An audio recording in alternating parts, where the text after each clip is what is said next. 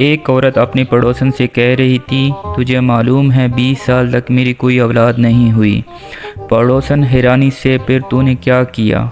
औरत, फिर मैं 21 साल की हुई तो मेरे पापा ने मेरी शादी कर दी, फिर जाकर मुन्ना हुआ। पड़ोसन कड़ी कड़ी बेहोश हो गई। प्यारी समझ गई।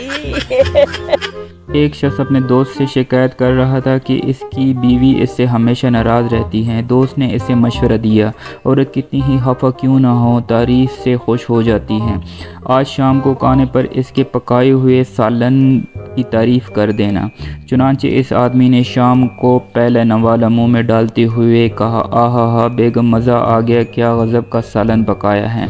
बीवी खाना छोड़कर रोने बैठ गई। हवन ने वजह पूछी तो बीवी ने कहा, तुमने मेरी किसी चीज़ की तारीफ़ नहीं की। हवन ने कहा, तुम्हारे सालन की तारीफ़ तो की है। बीवी बोली, ये तो मैंने होटल से मंगवाया है। ओ भाई, मारो मुझे, मारो मारो मुझे। स्कूल टीचर ने शादी के दिन अपनी बीवी से पूछा, बेगम, मेरी महदूद आमदनी में से तुम गुजारा तो कर लोगी ना? बेगम, सरताज, मैं तो कर लूँगी, लेकिन आपका क्या होगा?